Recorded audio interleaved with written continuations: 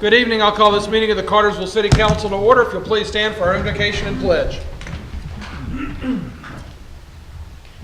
Let us pray.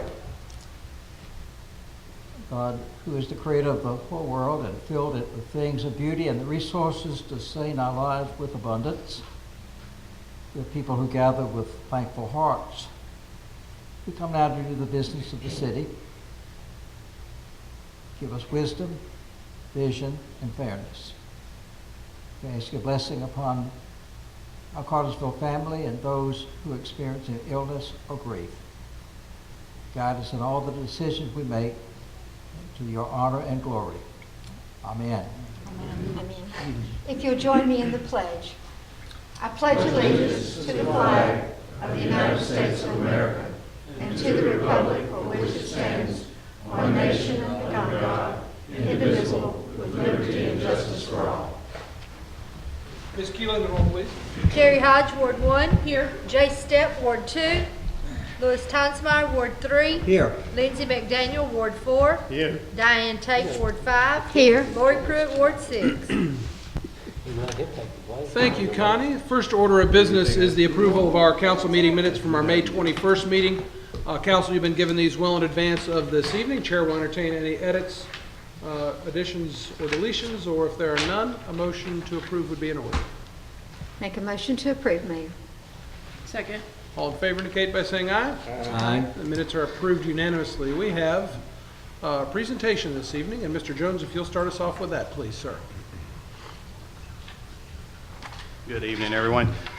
This evening we have a winner of a Top Op Award, one that we have, the department has won several times in the past.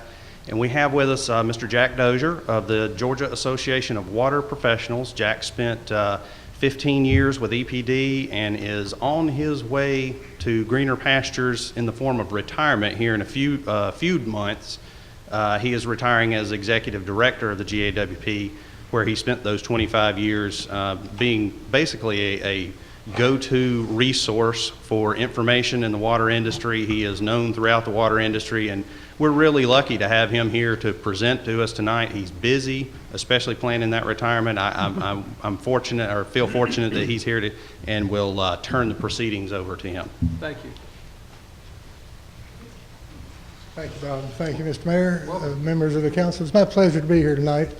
The Georgia Association of Water Professionals is an organization of some 4,000 people in the water business in Georgia, people that run public water systems, wastewater systems. We have everything from upper management to operators to maintenance folks and the support staff, the consulting engineers, the equipment representatives. We have a lot of elected officials who are members of our association, and I'm proud that Cartersville has been a longtime supporter of our organization. We also run a training institute out in Carrollton for water and wastewater operators and laboratory analysts, and you all have helped us with that, as a matter of fact. Over the years when we've been short-staffed, we've come to Cartersville because you all have expertise that you've made available to us to help train the other operators in the state. One of the fun things I get to do is present awards, but before I do that, I just want to make a quick mention. In the 5 minutes that I'll be before you today, somewhere in the world, 20 children will die of waterborne diseases. 4 or 5 children every minute die of waterborne diseases. None of them will be here in Cartersville. None of them will be here in Bartow County. None of them in Metro Atlanta. None of them in the United States, probably. We take our water for granted. We take our folks that run those systems for granted.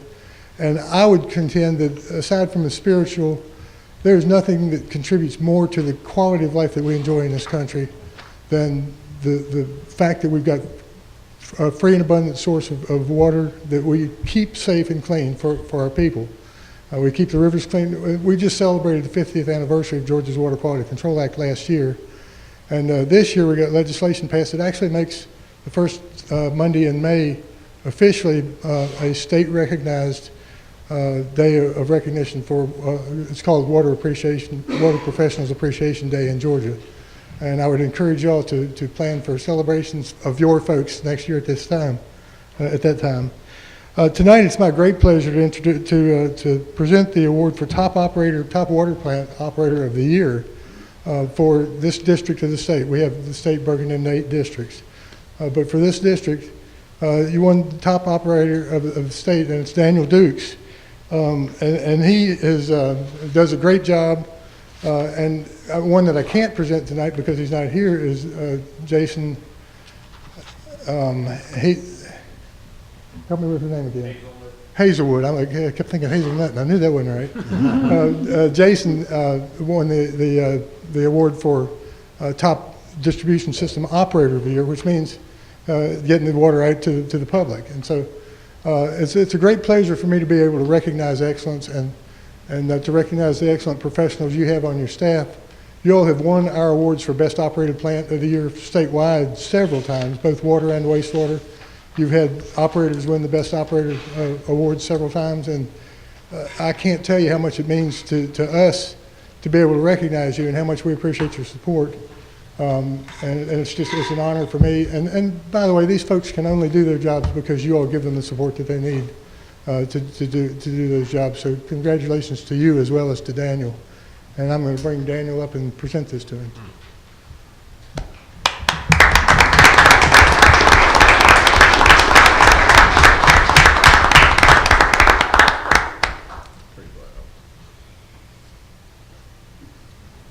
You make him say a word. Thank you. Yeah, you want to make a speech? No speech, just thank you, appreciate it. Well, on behalf of council, I want to thank you for the job you do. Congratulations on an honor that represents our city well. So congratulations. Thank you.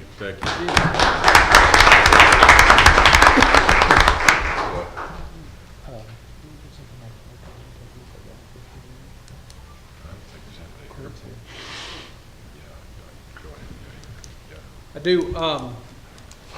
Before we go on to the next item, I know that we had an item on the agenda last time that is not on the agenda this time around. So, Clint, you're the first person I saw part of that. I don't want you to sit through something waiting for a topic that's not going to be discussed tonight. So, you're welcome to stay, though.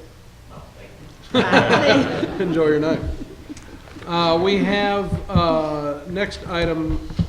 We have file T15-01, second reading. Mr. Menino, if you'll do the honors, please, sir.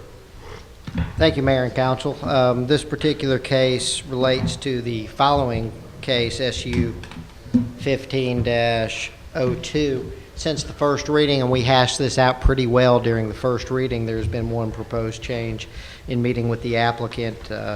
Though in his use permit application, he is looking to eliminate public camping. In the text amendment application, which we are discussing in this application, is where it had stated that there would be allowed a maximum of 5 campsites per acre. That change would be to maximum 1 campsite per acre. With that, the Planning Commission did initially recommend denial of this application during the Planning Commission meeting, and that would be the only change since the first reading. I have a question. When you talk about public camping, what other kind of camping is there? And the applicant could speak to that, but he had mentioned initially they were looking to open up the site and rent out camp spaces. Other than that, he does guided tours on the river. He would still like to take his folks that he has on a guided tour and stay there, but not open it up to the general public to come out there, pay for a campsite, and camp out there, okay. Based on a discussion with the applicant. Okay, thank you. Any other questions for Mr. Menino or discussion at this time? Randy, I just have a question. Under the ordinance, I'm looking at it. How did you come up with a minimum of 10 acres? Did you talk to some other places that are doing this, or how did that? And when the applicant first came forward and looking at what he was going to do, Richard had done some research on other campsites because there are none in the city of Cartersville, and so he took some information from some of those. Now, the 10 acres, I believe came from looking at some other information in other categories. So that way you don't have a small 2-acre or 1-acre home site wanting to do camping or this type of facility. So minimum 10. The proposed site and the special use application, I believe, is a 20-acre site. But again, this is dealing with the text amendment right now. Okay, thank you. Any other questions for Mr. Menino at this time? Thank you, sir. I will open up a public hearing in just a moment. I do want to, well, I'm going to open it up, and beforehand, I'm going to say that everything that was discussed during the first reading is on record and in record and under consideration. So we're looking to get additional information to council. We're looking to hear different things and not the same thing a second time. And that being said, I will open up a public hearing. I'm going to initially allot 5 minutes per side if that's required, and Mr. Lovell will be our timekeeper. Yes, sir. And I will open up the floor to a public hearing. Anybody who's wishing to speak for or against this text amendment may step forward and do so at this time. Start. And once again, just like last time, if you'll state your name and address when you when you come up here for our clerk, please. Yes, sir. Ronald Thomas, 45 Mission Ridge Drive, Cartersville, Georgia. Longtime resident. During our previous sessions, I have come to very clearly understand the plight of the adjoining landowners and people that are around the site, and I do, again, sympathize with everything that I've heard here. In that consideration, we have tried to make some amendments to our application, but just to make clear, with what the city drew up as far as an amendment to your rules and regulations or guidelines is not anything that we were seeking or sought out in any form or fashion with the way that it was developed. We had no say-so in that. I would have thought that that was quite generous for the number of campsites that were being allowed, or that is NT 1501. That is not what we're seeking, nor was it ever what we were seeking.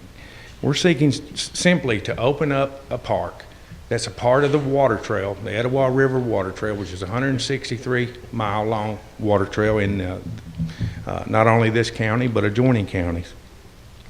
And we're wanting to open it up so that the public can gain access to the Etowah River. It's got great parking, it's got great river access, and it could be such a family environment and such a safe place for people to bring their family and children.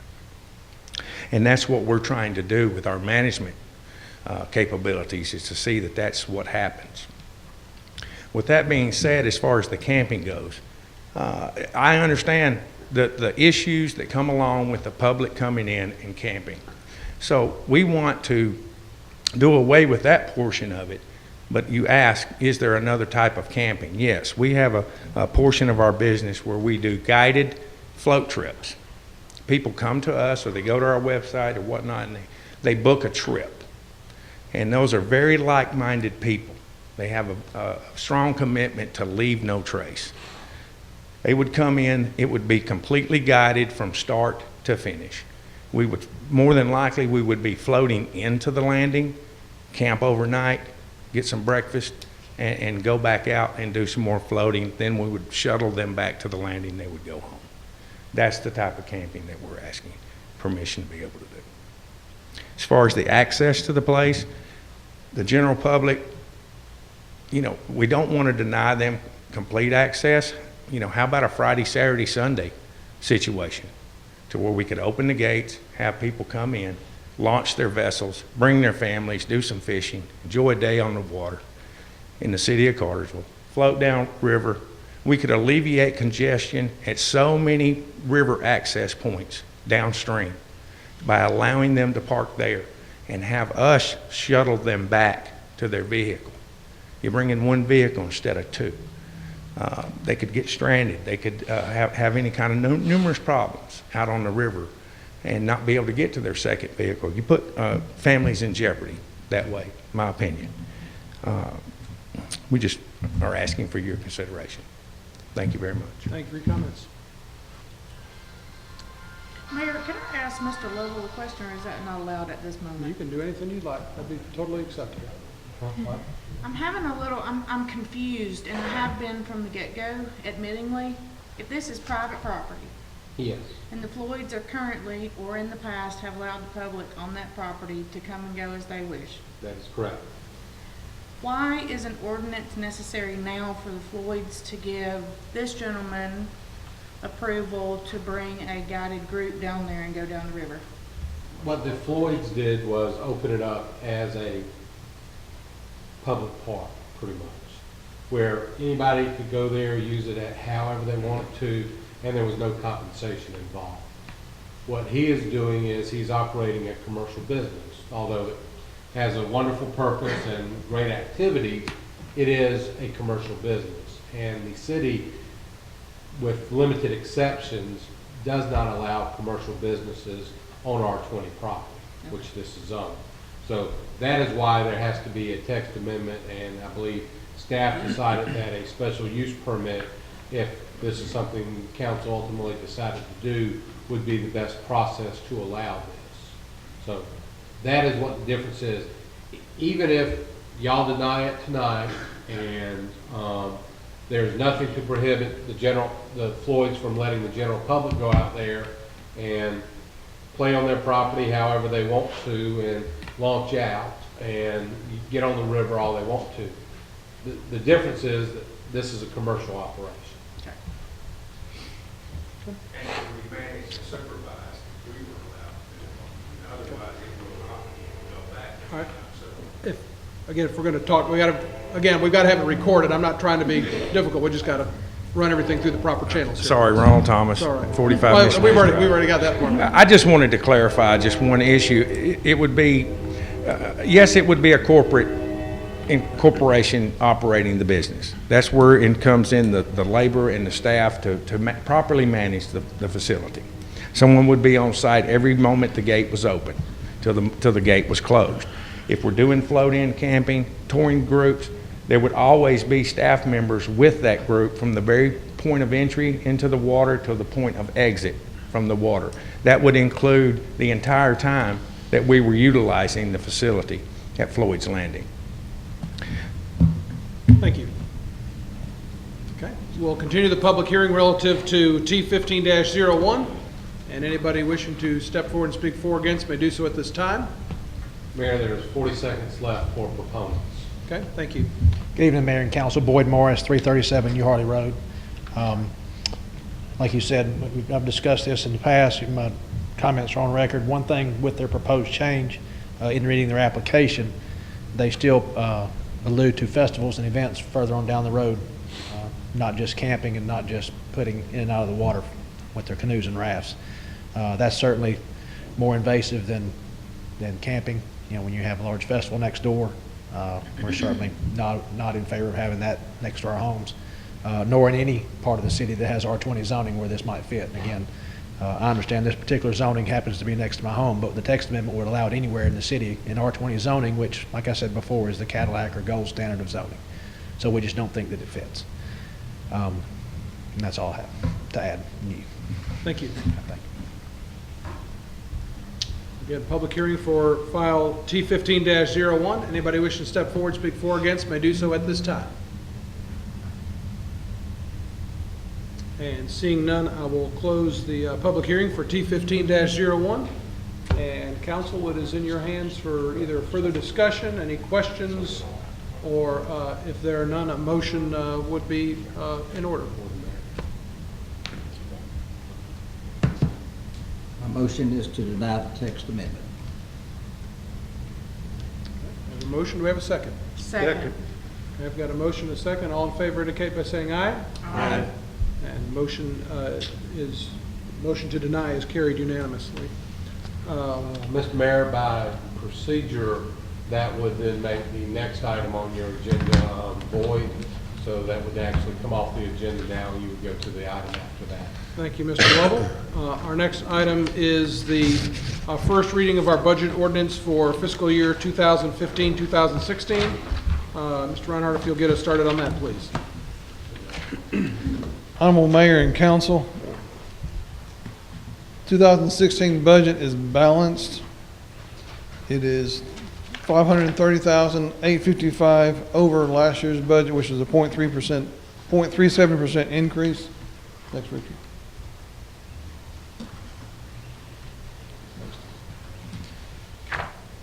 It is a balanced budget. As I said, there are no city property tax increases. It continues the 5-year capital plan. There is an increase in water and sewer rates, includes increase in gas rates. It does use reserves in the electric fund for the big project. It does include increases in transfers to the general fund from the utility funds, and it incorporated its goals from the visiting session. Next slide represents the total amount of the budget. A couple of big items, or big areas of increase. The general and special funds increased by $4.5 million. This again is due to the government general obligation park bond funds. The next big increase or decrease is in the gas fund, $3.6 million. That's a decrease in purchase gas. Next. To look at it from a different point of view, we're looking at the comparison by types. In the personnel, you'll notice that there's a $1.3 million increase. Again, that's due to salary increases and benefit increases. In the purchase of commodities, you got a $4.1 million decrease, again due to purchase of gas. Lastly, on this slide, the capital increase of $2.8 million, again due to the general obligation park bonds. Next slide represents the total budgets over the past several years. You'll see in 2012 we peaked at $157.7 million, and we've kind of back down over the last 4 or 5 years. Currently, we're at $145.2 million. Next slide is the total staffing. You'll see that we peaked out in 2009 at 367. Has decreased ever since and slightly increased over the last 3 years. This year we have a total of 356 employee positions, which is a net increase of 2 positions over last year's budget. Next slide is the park bond debt. This was approved by the voters last year in November, and it's for park improvements. The debt payment for this year, 2016, is $909,460. Based on the 2004 tax digest, this will be an increase of 1.05 mils, and that's estimated, which equates to about $42.32 on a $100,000 house. Next. You see we have city-county cooperation. We're sharing the cost of grant writing, sharing the cost of Keep America Beautiful. We have city-county mapping and phone systems, and we share the cost of economic development. Next slide is the outside agency funding. You'll see that the first column is funds requested. It totaled $436,469. We actually have included in the proposed budget $699,200, which is basically the same for the last 2 years. Talk a little bit about water and sewer rates. We have two increases. The first increase is the 5% increase of the base tier, and this is due to increased operation and maintenance costs. But this basically is the second increase is a monthly increase to the base rate. Currently, we're at $7.25. The new rate will go to $7.61. The base tier rate equates to about $2.50 extra in a monthly average residential customer based on 7,500 gallons used. Even with these proposed changes, we will remain one of the lowest rates in the surrounding area, and the water and sewer capacity fees will continue at 100%. The gas rates, again, two changes in there. The increased base rates are as follows. Residential will go from monthly from $8 to $10, commercial from $10 to $15, industrial from $25 to $100, transport fees from $100 to $200. These have not been adjusted since May of 1994. The second change would be the capital improvement surcharge. It goes from 0.078 cents per decatherm to 17.8 cents per decatherm. And again, there has been no adjustments in that since 1994. Next slide represents the proposed water rates. Even with those rates, we are still, as you can see, one of the lower rates in the surrounding areas.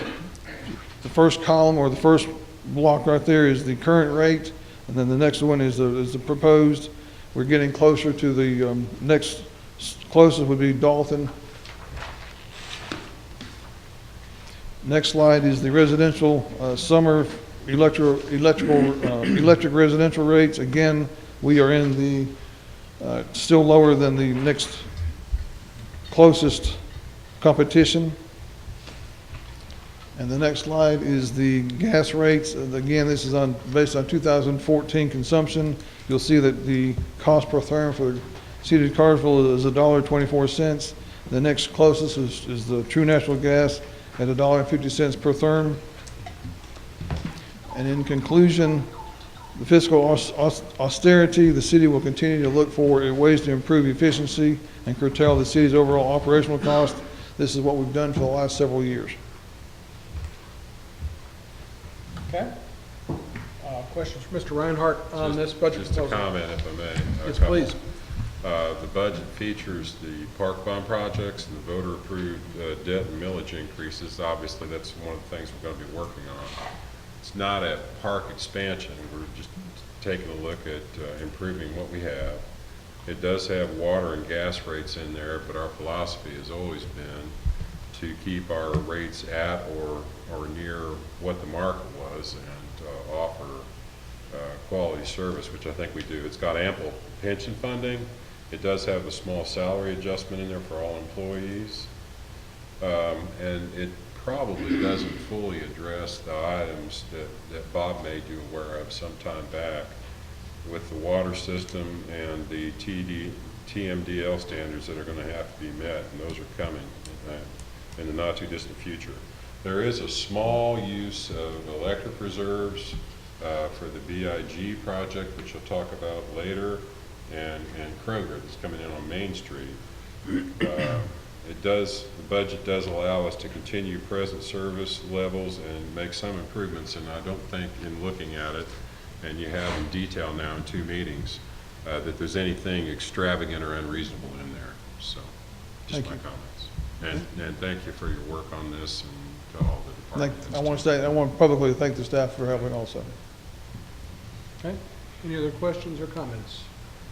Mayor, just a comment. I don't think the public knows how many months go into and how much agony goes into cutting and slashing and making these budgets come out correctly. And you both have already identified the department heads, but we all keep up with how many meetings this requires. And thank you, Tom, and department heads.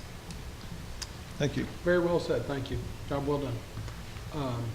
Thank you, sir. You've got the next item. Actually, we'll take this item up for consideration since it is the first reading ordinance at our meeting on June the 21st. No, what is today? 18th. June the 18th. Thank you. If you'll please continue on, Tom. Honorable Mayor and Council, we're looking tonight also at a couple of increases for gas rates. As I've said, the first increase is a increase in the monthly base rates. I've gone through those. I won't rehash those out again. Again, the second change is the proposed increase in the capital improvement rate from 7.8 cents per decatherm to 17.8 cents per decatherm. This increase will be used for the construction of the Transco meter station. Again, since 1994 hasn't been changed. With these changes, the city still will have residential gas customers at one of the lowest in the surrounding areas, and I would request that these go into effect as of July 1st, 2015.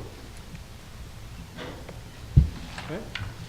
Any questions or discussion on this proposed ordinance change? Well, just so we understand it, the gas piece, when we talk about not increasing that since '94, that's our piece of it. That doesn't mean that it doesn't fluctuate based on what we pay. Correct. And Michael, you are going to get us like a standard bill and what folks would be saying. Okay.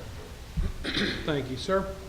If there's no questions about the gas rates, Tom, if you'll please continue on with the water and sewer rates. Yes, sir. I did give you all a copy of the revised ordinance from your what was in your package, your agenda package. The revision basically has to do with, on page 3 of the revision, where it talks about the capacity fee and regarding the calculation of those for the, and basically just want to clarify for the hotel and assisted living homes, et cetera. With that, there were 2 increases in the proposed water and sewer fund. The first one, as I said earlier, is a 5% increase in residential water and sewer customers, and the second is a 5% increase in the base monthly rate. The increase for the water and sewer piece will basically help fund to maintain the existing water and sewer system, as well as update and expand the future needs of the city. With that, there will be about a 7 cents per 100 cubic feet increase for city residents, and the 15 cents per 100 cubic feet consumed for the outside city residents. The estimated cost of that is about $5.25 per month on 7,500 gallons per consumed. And the second cost or increase, proposed increase, is a 5% increase in the base monthly water and sewer rates. This is currently at $7.25, and the proposed is going to $7.61. This equates to about a 36 cents a month per increase. Again, I would recommend that this be increased start July the 1st, 2015. Okay, I've got a comment on this. go right ahead. I think, every year you'll see us increase water and sewer rates, and coming off the drought and then the downturn in the economy, we've seen some of those past rates be eaten up by that. But the ones that we put in place last year, you can actually see those making a difference. In fact, I hope that at the end of the year that we may be a little bit to the good or turn a profit, or at least be even. So if this year continues into the future, we won't have to worry about losing money on the water system. But again, still, that doesn't address some of the things coming and some of the bigger problems with it. Thank you. Any other questions or discussion on this item? Sam, just a question, even with these small increases and our efforts to get industrial partners into Cartersville and Bartow County, this still keeps us very competitive, doesn't it? It would, and if we raise them significantly, we'd still be pretty competitive.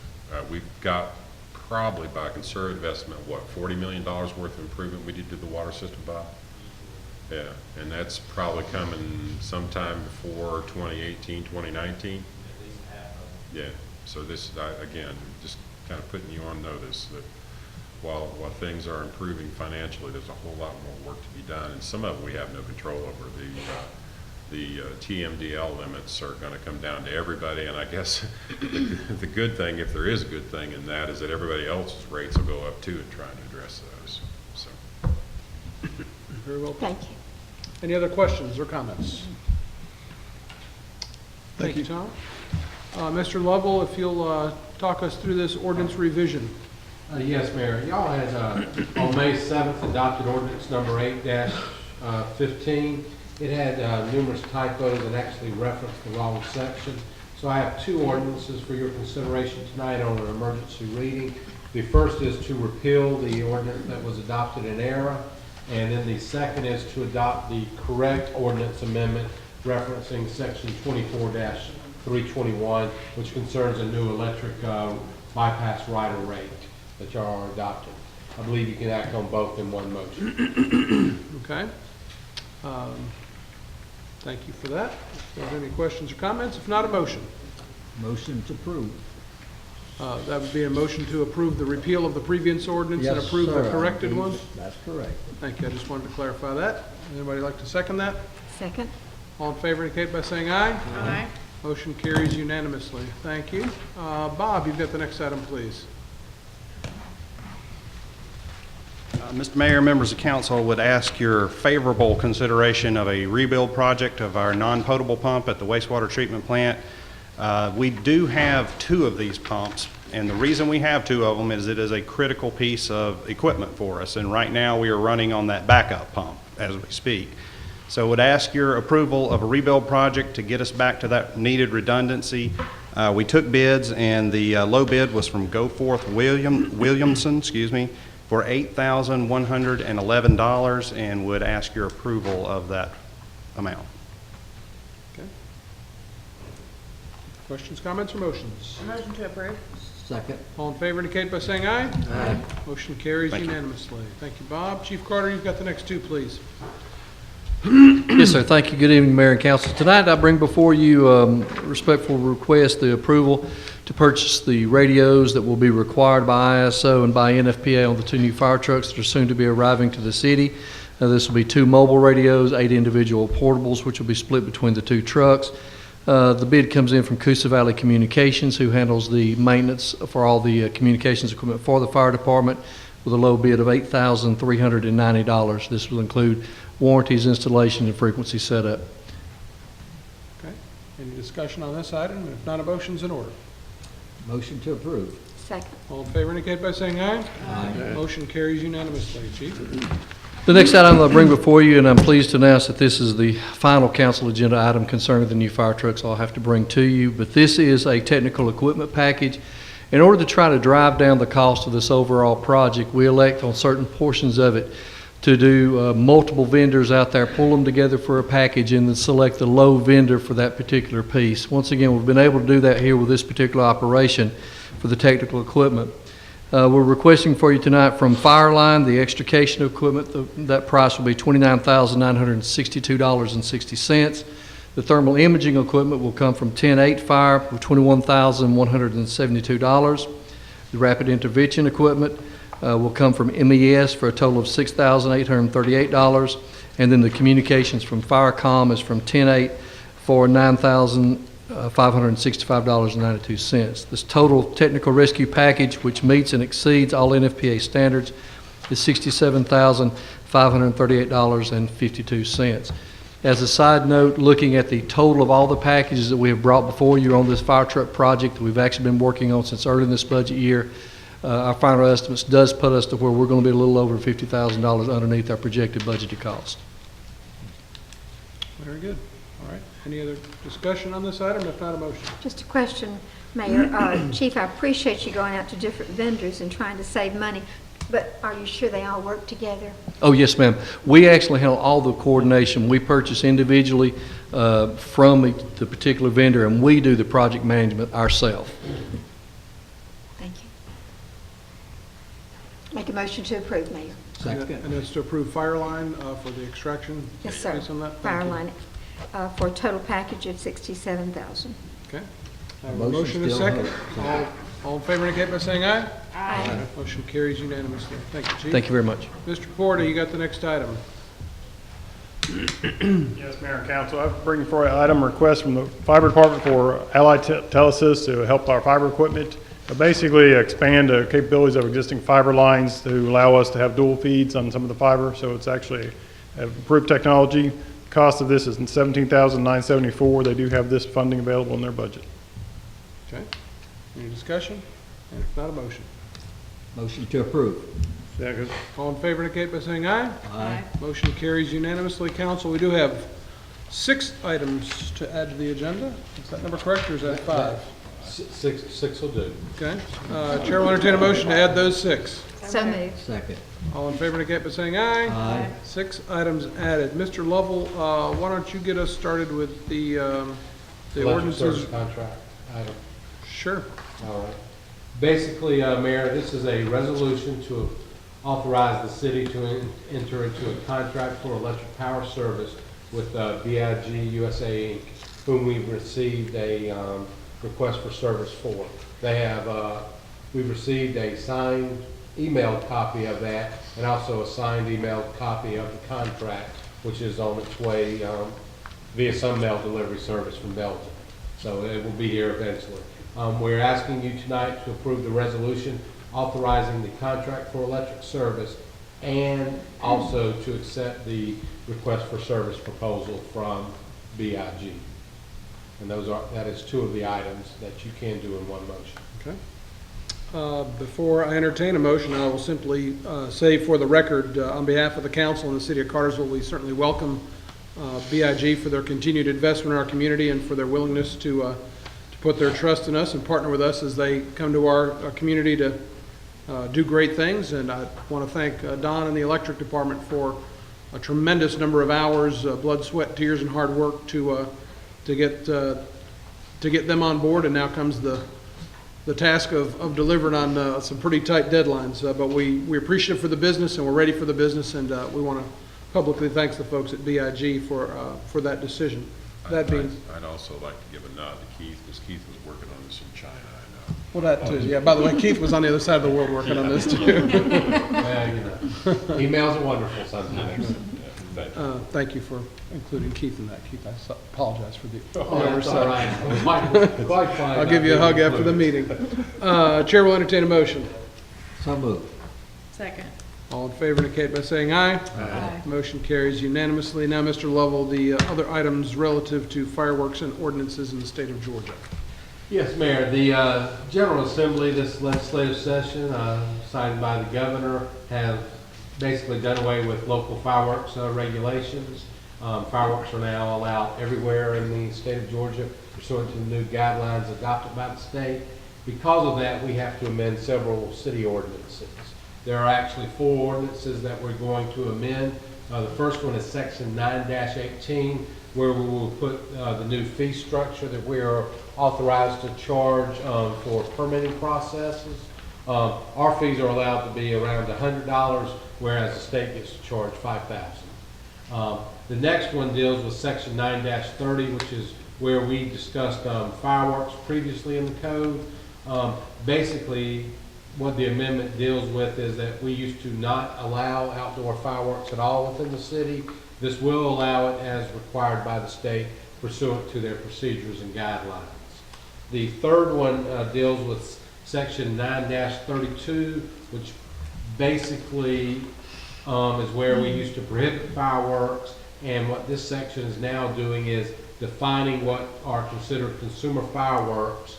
And consumer fireworks basically deals with what are allowed to be sold by businesses, which are now allowed to have fireworks stands and fireworks buildings like you've seen in the past in South Carolina and Tennessee and North Carolina, when people used to cross the state line to buy fireworks. And the fourth one deals with what used to be our wire or wood sparklers sections. We are now basically deleting that because that is now included in the general definitions of the other ordinances we're adopting. All 4 are recommended for your approval because the state law is requiring us to do it.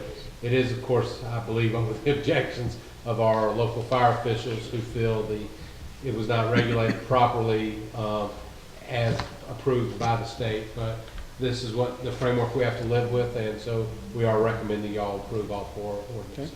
Thank you. This is the first reading of an ordinance, so we won't vote on those items tonight. We'll take those up for consideration at our next meeting, and I guess we'll preemptively welcome Crazy Eddies and Big Owls to Cartersville when I believe they decide, TNT is the big or popular whatever. Well, Mayor, I'd like to make a comment. I appreciate the chief. Chief, you worked hard to make sure that this would not happen because it did take fireworks out of local control, and the fireworks will be shot and used right here, and it should be under local control, I think. And I also assisted any way I could, and we lost, but I still don't think it's a good thing. And appreciate, Keith, you bringing it to us, and we'll deal with it in 2 weeks. But I'm awfully sorry it's not under local control. Is there any way we can develop some kind of common sense guidelines on what you can and cannot do so people can understand what the impact of these changes are?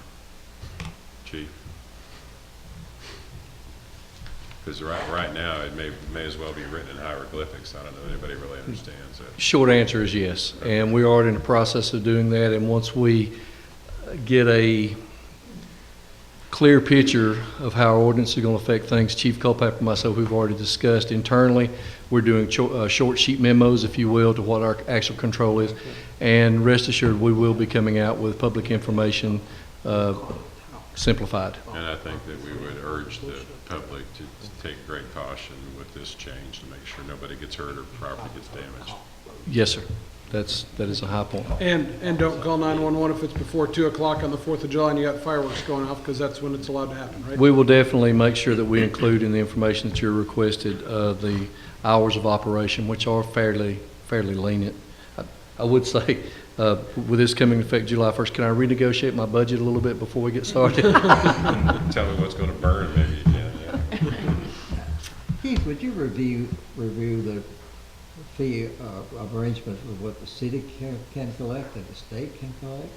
The city basically, under the state law, is allowed to get permit fees for basically inspecting and issuing a permit for the various types of firework permits that are allowed to be issued. They are basically a permit to a store to operate and some permits for having displays.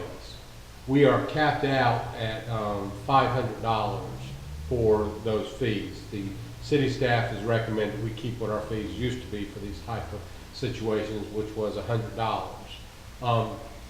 The state now will actually be technically licensing all fireworks providers. So they will pay to the state a fee of $5,000, and that will be what all they have to pay, and won't be paying anything to the local governments, except for those governments who have a permit process, which we are one of those, that will be able to collect a permit fee. But Keith, it will actually be local governments that will be going out and inspecting. I mean, it won't be the state doing. My understanding is the state fire marshal has informed local governments that they do not have the staff or the manpower to do any inspections with respect to these, but they will do the permitting process. That as sounds they like are an unfunded authorized mandate. Is by that what that the is? state. Unfunded mandate. Perfect example. Chief, did you tell me that there were 6 fire marshals in the state that could do this? Is that right? It's 8. I thought there was 8, and then there's only 6 that are currently. You're probably correct. It's definitely less than 10, we do know that. It's like a $300,000 cut or something. And what will happen is when someone coming into requesting a permit for consumer fireworks sales, and this is a brick and mortar type facility, because the tent sales of consumer fireworks will not be allowed until January the 1st, 2016. This is just what comes July 1st. They will go to the state, they will apply for their permit. One of the things that they will have to have that permit is they'll have to have a letter from the local fire official that the building was inspected and that it's cleared, and we have to sign off on that inspected before the state will then issue their permit. They have 4 avenues to receive that particular inspection: a local building official, local fire official, pay for an independent contractor, and the 4th one, to be honest with you, I can't remember off the top of my head. So we are definitely going to be involved in the process. Yes, ma'am. We anticipate that the average inspection time for one of these special types of facilities is going to be up to an hour at least per facility for a 2-man crew. We're currently, right now, all of our inspectors and our staff, they're trying to get ahead of the curve and go ahead and start getting their educational process because this is a new game for us. And, you know, we want to make sure we respect everybody's rights to do what they do, but we want to make sure that we maintain a safe community, and inspection prevention is our #1 key. What you actually said to me during the legislative process is, don't worry about Cartersville, because we absolutely will inspect and we will do whatever we have to do, even if it's after hours, but other communities may have a real struggle with this statewide. Well, Do you the remember problem that? at that time, that comment was made while negotiations and conversation were going during the assembly. But the way that the actual legislation, House Bill 110, finally came down, pretty much we're going to be extremely limited to what we're actually going to be able to do. Yeah. Okay. Thank you, Chief. Yes. Oh, go ahead, I'm sorry. We always use that phrase, unfunded mandates, but I'm not sure maybe the general public understands what that phrase means and why it impacts people and us. It's regulations imposed by the state for which there's no money to enforce it, and we get to do the enforcement Absolutely. at their behest. And they don't have the money to enforce it themselves. That's right. Yep. Very well. Anybody else? Anything else that needs to come before council this evening? If there's none, Chair will entertain a motion to adjourn. Motion to adjourn. Oh, man.